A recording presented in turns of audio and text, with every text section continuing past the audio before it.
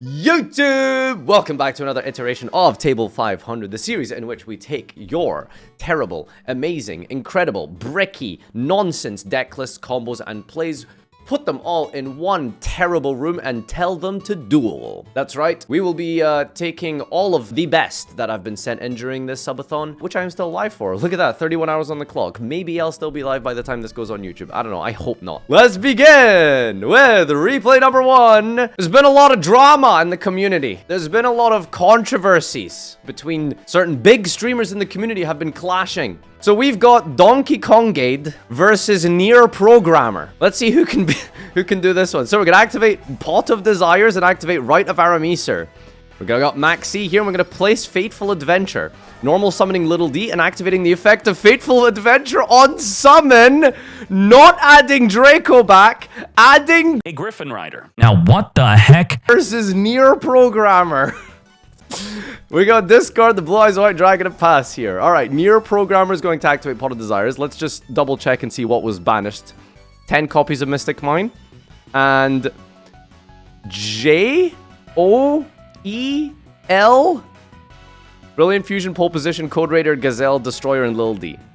Joel and certain iconic cards that belong to a very infamous Nearprogrammer. I hope Nearprogrammer and Donkey Kong patch up their beef together, honestly. So, I really do wish the best for them.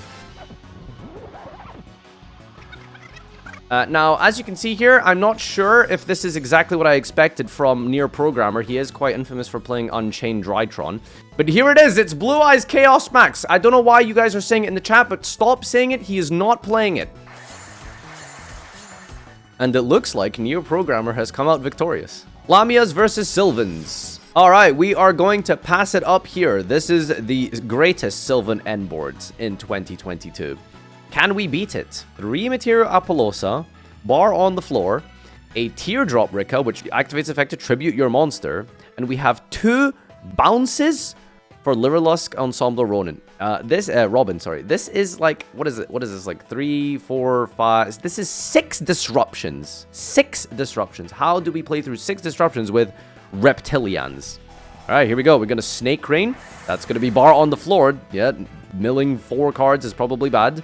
Reptilian Ramifications is activated, which discards to add a Reptilian. And causes a monster on the field to lose attack. You see, the funny thing about Reptilians is that they have one really niche gimmick, which is reducing your opponent's monsters to 0. Fortunately for us, Apollosa's on the field, and when Apollosa has 0 attack, it doesn't have any negates. So that's 3 negates outed with some dumb Reptilian card.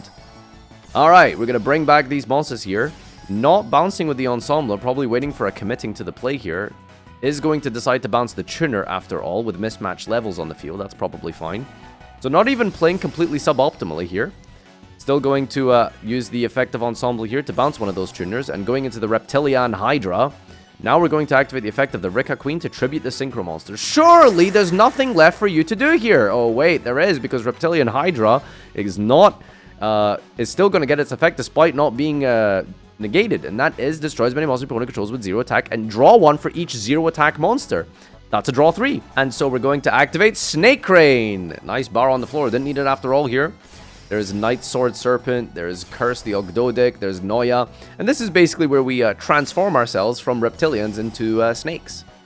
And that, ladies and gentlemen, is how reptilians are able to deal with a 6 Omni Negate board. People complain about break my board in Yu-Gi-Oh, but here you are. Even your crappy rogue decks are able to do that. That is an Evil Dragon Ananta, which specials itself by banishing all reptiles in your graveyard, gaining attack for each, up to 9,600 attacking over a 0 attack bar on the floor for game. Alright, next up we've got Brave. Pure Brave. Brave. You guys know Brave? Brave Engine? Let's see what the Brave Engine can do.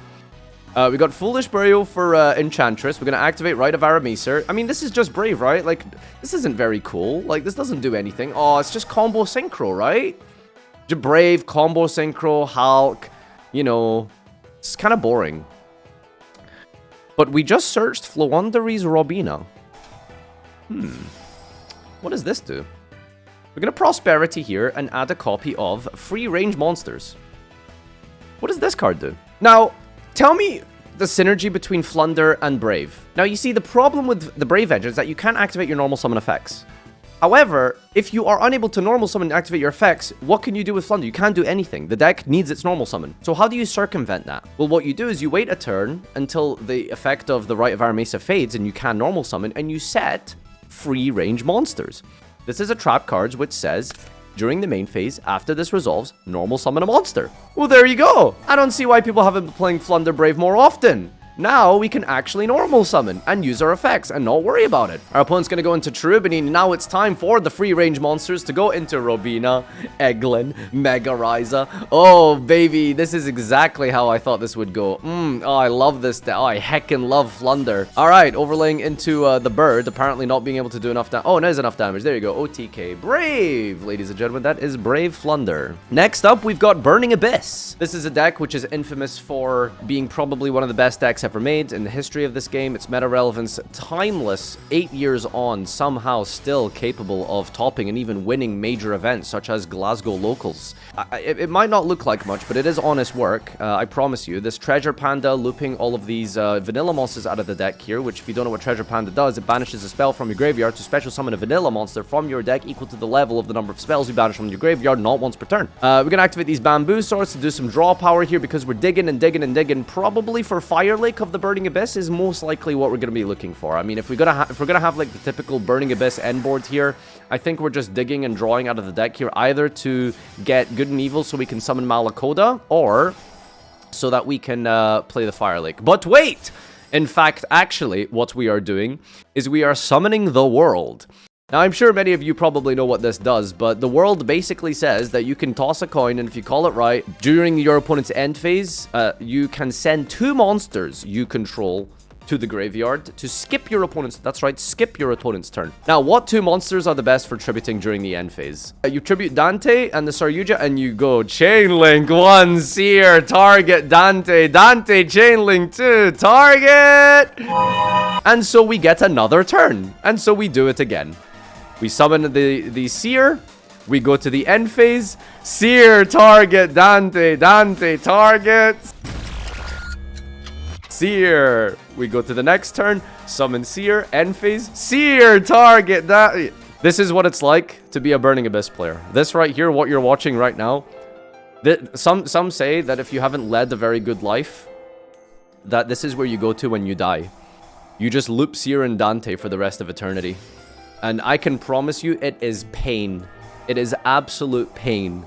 Turn skip, ladies and gentlemen, featuring the best archetype ever made, and that is Seer Dante.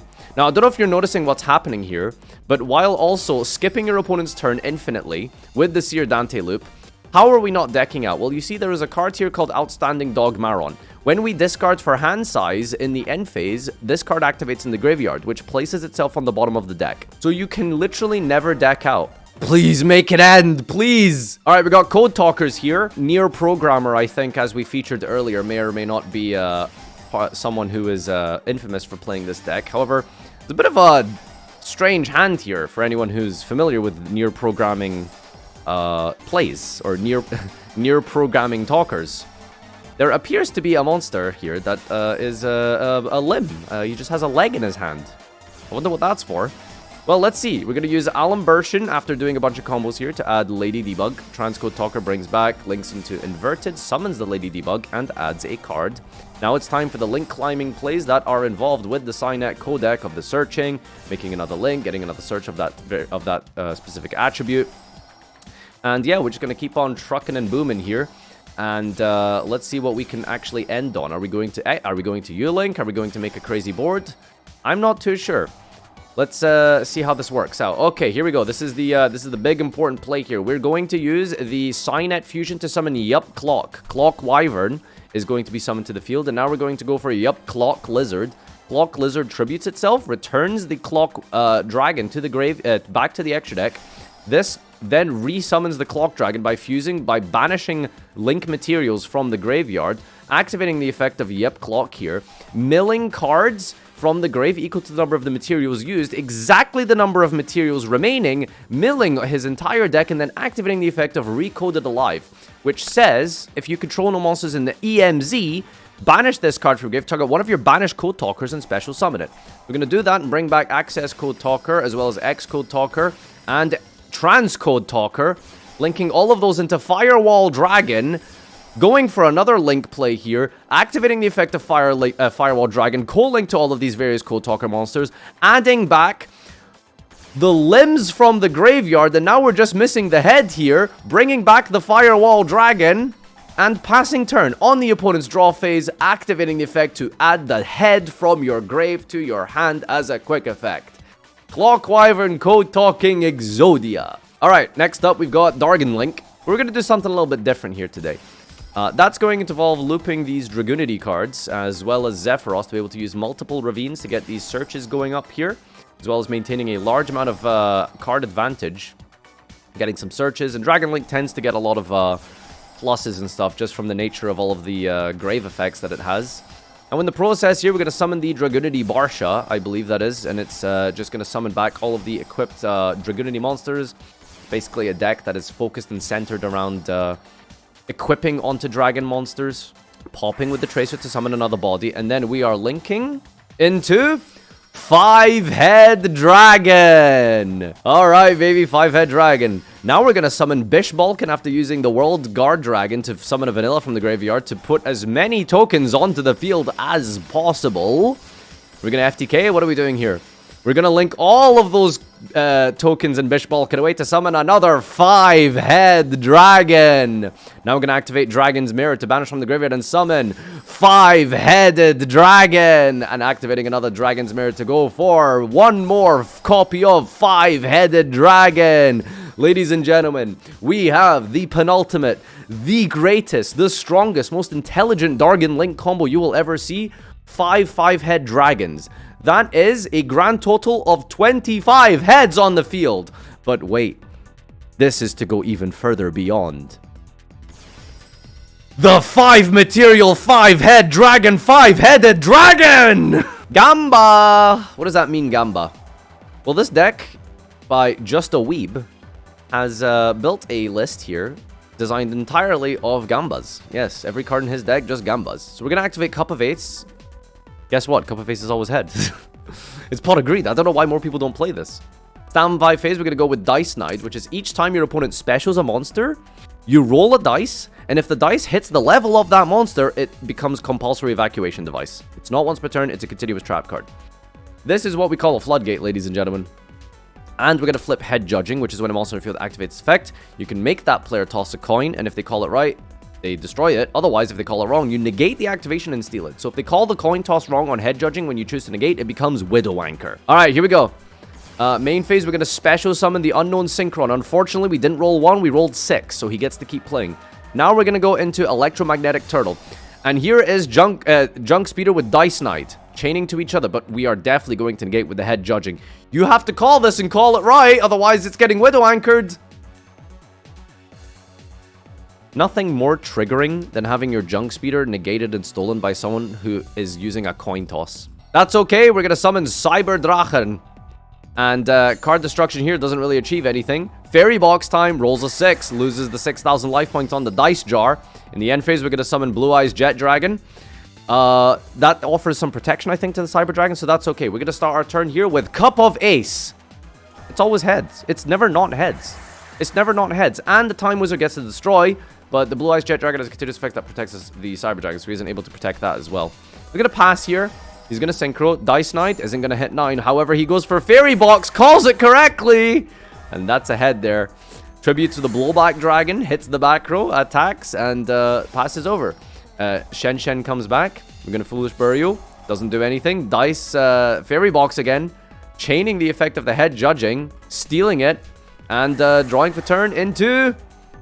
Not game yet because we're using AD Changer. That's a top deck Pankratops. Chains the Pankratops to the Dice Knight as if he's scared that he might roll a 7 with his 6-sided dice. Don't know how he's going to do that. And we're just going to scoop it up there. And there it is. What I've learned today is gambling is indeed a great way to to play decks. This is Ghoti versus Burning Abyss here. Just a typical Farfa hand. 4 BAs and a tour guide. That is actually an FTK, by the way, just in case anyone was wondering. Don't know what it is with Drytron, but apparently Drytron seems to facilitate most of the weird degenerate rogue decks for some reason, especially rituals. So apparently the only way to play rituals to even somewhat a slight relevant competent level is to so just play ritual monsters. So anyway, we're gonna keep going off here with our ritual monsters and link climb and all of that good stuff. We're gonna bring back the Levineer. We're gonna go for Curious, dumping a copy of the last Drytron name we need here. Milling hits the Fellas, gets a free body. And we're going to go into this card here, Mystic Holder, I think, who adds back Sophia, Goddess of Rebirth. What does Goddess of Rebirth Sophia do? Oh, you wait a second, Sleepy Joe. We'll see. All right. There's a fusion monster, and there is a ritual monster. We have a fusion, a ritual monster, an Xyz monster, and a synchro monster. The original OG classic Yu-Gi-Oh monster summoning mechanics. Depends how far back you want to go for classic. Anyway, that is the Holy Trinity, as well as Curious, or Goddess of Rebirth, which is a card that says must be special by banishing a face-up ritual, a fusion, synchro, and exceed from the field. Now, what is the payoff for summoning such a difficult board of multiple different mechanics that require multiple different bricks and garnets, etc., etc., and how do you make them synergize in a deck? By banishing and special summoning her, we're going to activate to do what? Banishing everything in the graveyard, the hands, and field. And passing turn here into a top deck tour guide. But that's a really insane top deck, right? That's the problem with Sophia. That's the downside. Well, you see, if your opponent draws a playable card that turns into full combo, what you're able to do is activate your Ghoti off of the, was it the World Legacy Shield or something during the standby phase? Shield brings itself back, and now we have a 2+6 play. Our opponent's going to normal summon Tour Guide. They're going to get Farfa. That's me. And now they're going to go into Cheat Commissioner. Going to activate to perform a Synchro Summon here into Ascan the Bicorned Ghoti. Activating the effect here to banish it. Activates its banish effect to return. And revives and passes. The Ghoti in the banish pile revives in the standby phase. Going to go into the main phase and summon a Ghoti of the Deep Beyond, 13,500 attack because of all the banish cards for game. There it is, dudes. Infernity Exodia. Yeah, you heard that correctly. Not something I've ever seen before. Infernity Exodia. A card that requires you to show pieces in your hand to reveal to your opponent that you've won the duel. How do you maintain card advantage and how do you put cards in your hand when you play a deck like Infernity, who all of these combos here require you to have no cards in your hand?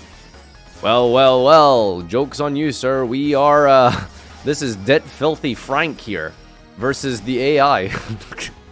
Don't worry, he's got something to show you here. We're just going to loop the Infernities as you normally do, I suppose, during Link era, which is generally through a couple of Saryujas and Launchers and even Dugaras, I think, at some point here. We are searching the rank up, however, with Ystrix, so let's see if that's going to do anything interesting. So, going through the motions here with the Dugaras, adding the Mirage here, linking away for the Saryuja, and still digging for our deck here to set and special summon. We got Akashic Magician now. That's going to be a little bit of a interesting way to get to this loop. Infernity General is a card. It is a card. It is one of the cards. Levier brings back the Infernity Mirage here, triggering the Infernity General in the graveyard, which lets us keep digging into our deck here for combo pieces. Akashic Magician milling a bunch of cards here, including some of those Exodia limbs. So let's see how we're able to do that. We've got the second Saryuja special summoning the Necromancer here into Daigusto Emerald. Putting back some pieces here. Drawing into a set card. The Necromancer gets the special summon back. Goes into a 5-card Infernity Suppression here. Last time for the Saryuja here. We need to dig for everything we need. Otherwise it could be game. Succession brings back the Akashic. Akashic Magician, I think, is going to be able to mill even more cards here. Adds card destruction to the hand. And we're going to go for 100 Eyes Dragon, copying the Mirage in the graveyard. So our sets here, by the way, are all of these Infernity cards, the rank up and the card destruction. How are we assembling all the pieces of Exodia? We're still not there. The deck is almost empty. How are we doing this? Well, we're going to overlay into Traptrix Rafflesia, and then rank up into Fairy Knight Inganar. This card says detach 2 materials, and return all other cards on the field to the hand. Okay, how are we doing that? Bouncing the entire field to the hand here. That's 5 cards in hand with 5 cards in deck. Card destruction. Discard, draw the final 5 pieces of Exodia. This is my handless combo. Infernoid. I don't know how you guys are playing Infernoid in 2022, but Spain without the S. He is out here versus King Caesar. And he's got a way to play Infernoid that you guys have never seen before. That is setting 5 cards and passing. In the draw phase, we're going to activate Chain Material. Then we're going to activate Rapid Trigger, chaining Trap Trick. Trap Trick gets to send Necrofusion. And now we're going to activate the Rapid Trigger, which banishes like 10 Infernoids from the top of our deck here, summoning Infernoid Tiara, who will activate its effect and get impermed, but we're got a protection for that with the Ego Booster. The Tiara will then activate the bonus effect here, which is, if you guys didn't know, normally people summon Tiara and they just mill 3, but if you summon Tiara using 10 fusion materials, each player sends their entire hand to the graveyard, each player returns up to 3 of their banished cards to the grave, and each player mills 3. So, just an instant hand loop in your opponent's standby phase with Tiara if you're willing to use Chain Material and Rapid Trigger. Oh yeah, that's right. Your opponent's just going to pass there, bring back a big Infernoid, overload fusion, and attack for game. Raidy Shadies.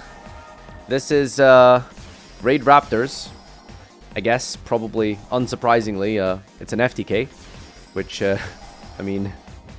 What else does Raidraptor do? You either do something really stupid and unfair, or, I don't know, make a redoer and pass, I guess. So let's see how we're going to do this. We go into Raider's Night here. Rank up into a Strangle Falcon, I think it is. Ranking it up with the Y-Strix Search into Arsenal Falcon, who special summons a Lanius from the deck here. It's going to be able to reborn and just spam a whole bunch of level 4s. Giving you the ability to add any spell from your deck with the Alumbration. And that is Emergency Teleport. Yes, now we're going to play Punks. Oh boy, I heckin' love Raidraptors. Look at this Raidraptor deck go. Oh my god, I love Raidraptors. I love my favorite part of Raidraptor was when they make Drag Lubion using a No Punk Foxy Tune and a Yugioh Math Mech. Alright, so this is what we're going to do. We're going to Shien Spy, which is very typical in most of the combo decks that FTKs. They sometimes do something silly like this. You might remember Beal's FTK. We're going to give our opponent Numeron Dragon. We're going to activate the effect of Revolution Falcon, which... Target a monster your opponent controls, destroy it, and inflict damage to your opponent equal to half of the attack that monster had on the field. 19 divided by 2 is, I think, 8,000, but don't quote me on that. I was wrong, it was 9,500. But it's game! Ritual Beasts is such a cool deck, and I played this a lot back in the day. It was almost like a sort of power creeped Infernity of sorts back in 2015. At least Infernity lost Lavavo Chain, so it was really rough for the deck. Ritual Beast has weirdly, slowly but surely had so much win support printed over the day. It is really, really consistent. They have a new card now, which I just read when I was watching this back, and it is a... I thought that, you know, initially they had Wind, the Wind Charmer, which lets you discard to search any wind, but now they also have this guy, which is Noble Knight Shield Bearer. So you can banish this card from your hand, exactly like Enchantress, and you can add a level 6 or lower Wind Beast from your deck to your hand. That's it. You just banish it, and it just adds a Wind Beast from your deck to your hand. And now you've got Elder Rampengu. Now, I thought Elder Canahawk was the best combo in the deck, but, you know, player here is going to show us that, in fact, Elder Rampengu ends on 70,000 disruptions. One of the few combo decks in Yu-Gi-Oh! That doesn't use the extra deck. Well, in the sense that it doesn't use, like, the generic extra deck stuff, right? You don't use Hulk, you don't use Summon Sork, you don't use Fairy Dragon and all these. You only use Ritual Beast cards to combo, which is kind of cool, actually.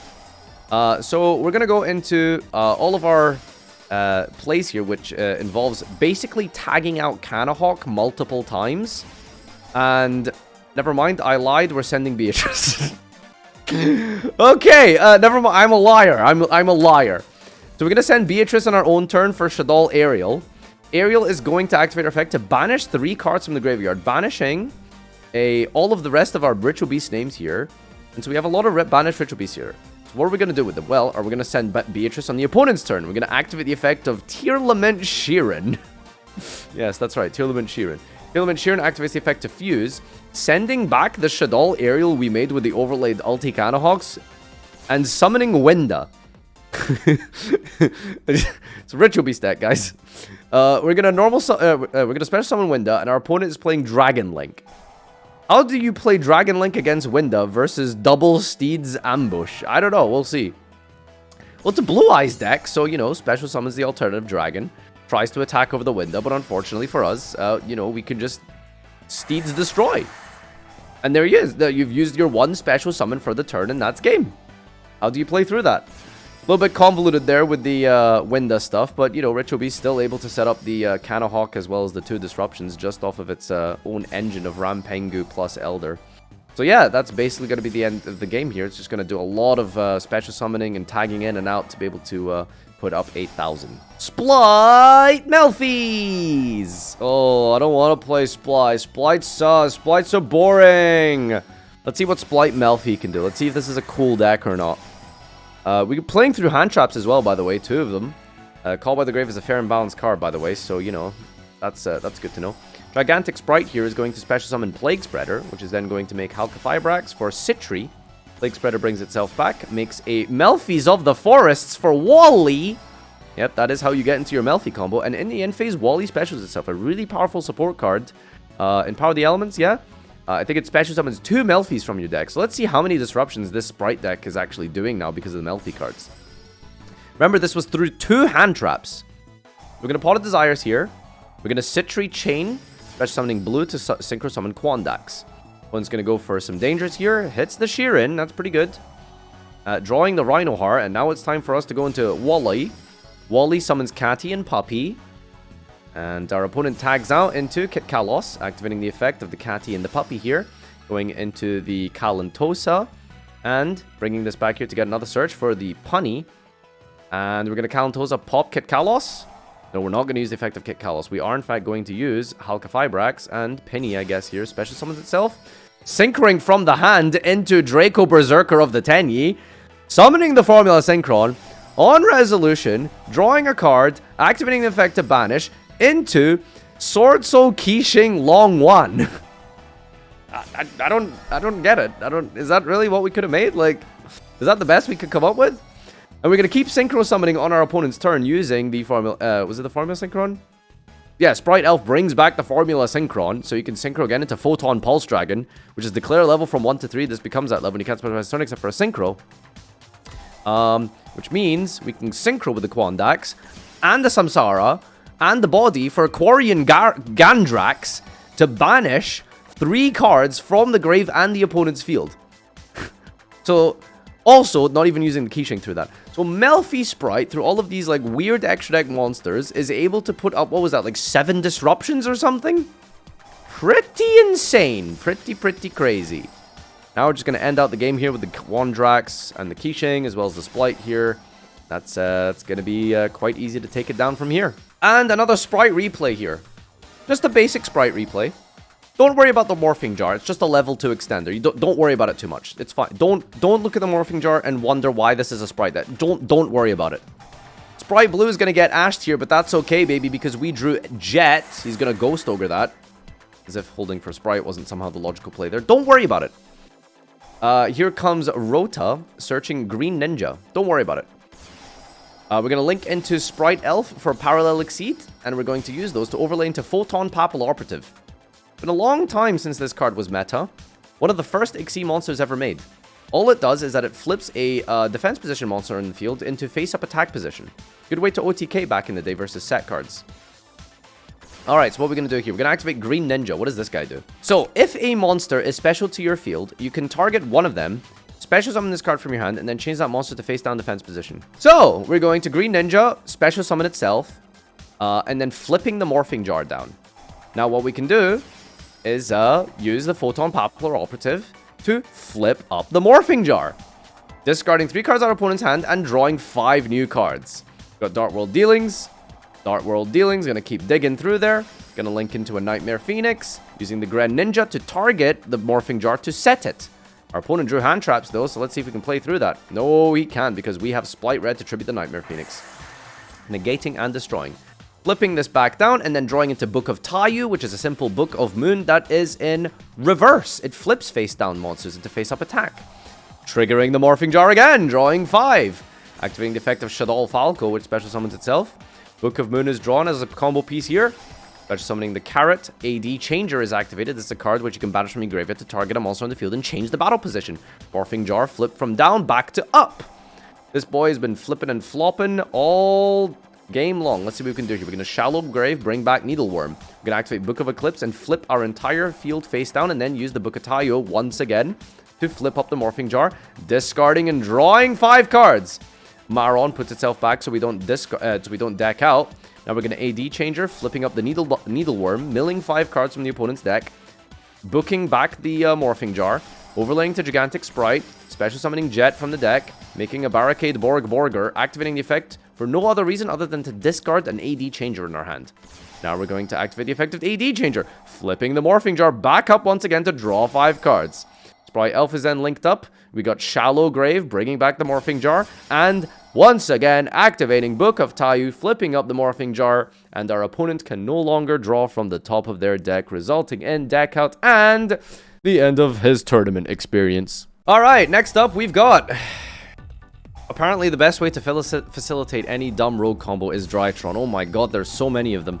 Alright, Drytron going to set up here and put up all of these monsters on the field to cycle through the ritual summoning by searching Armor Factor Pain here. And you'll see how this is going to set up in just a moment, but Armor Factor Pain has a very important effect, which says that your opponent skips their main phase 1. All Out Attacks is a trap card, which also says that your opponent must conduct their battle phase if able to, or rather, monsters your opponent controls must attack if able to. So if you don't have a main phase 1, it means you have to go straight to the battle phase, correct? Alright, well, why is that relevant? Who cares? The reason for that is that because we were using the Rose Garden to give our opponent all of these tokens with our special summons. Because they have so many special summons on the field, they have completely filled up their board here with Rose tokens, meaning that when they go to their turn, we are going to go straight to the battle phase. They have to attack with all of these, but this isn't game. This is 800 lots of times. That's not a big deal. What we're going to do is Super Polymerization into Garuda. So this is a card that you play in Tearlament, typically to draw and facilitate curious plays, and it's a good Super Poly target. What are we using it for? Garuda has a hidden effect that people don't really use as much as like the other effect. The fact that its attributes and types match up well with Super Poly and that it draws when it goes to the graveyard. Garuda allows you to do double damage. So 800 into 24 is 32 each time. Being forced to go to the battle phase and forced to attack for double damage against Garuda and basically FTKing themselves. And ladies and gentlemen, it wouldn't be table 500 if someone didn't submit Onka W. He is coming.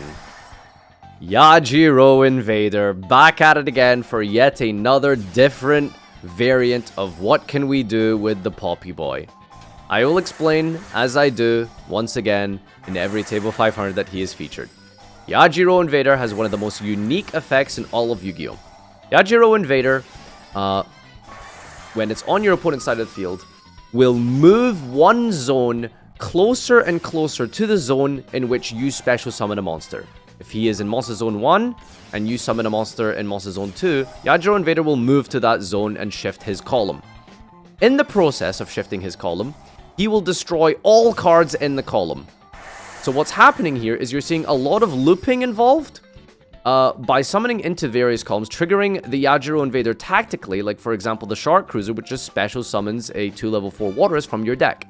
So by constantly special summoning all of these monsters to different zones, we can trigger these grave effects that allow us to synergize with our opponent's Yajiro Invader that we gave them with these super heavy samurai cards.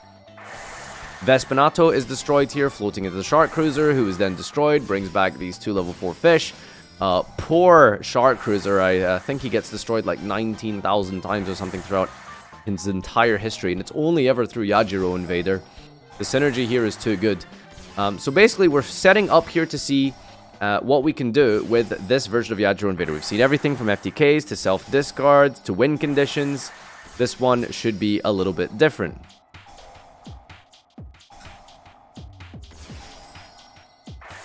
Lakunga.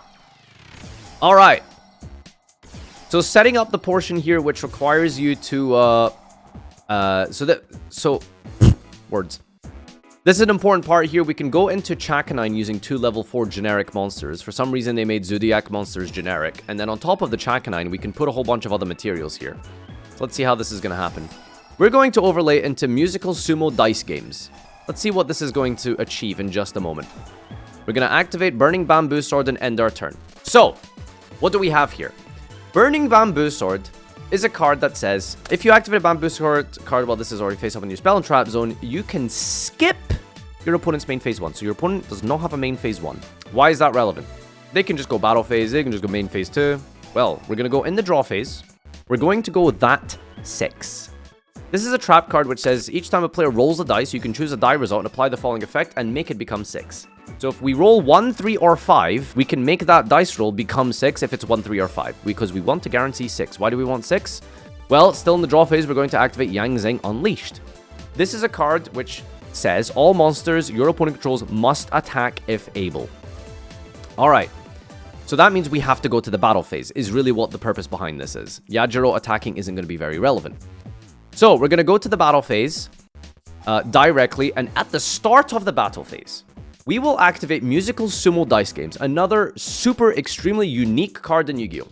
If this card is in the main monster zone, roll a 6-sided die, then move this card directly that many zones clockwise. And if a monster is already in that zone it moves to, attach that monster to this card as material. PSCT, by the way.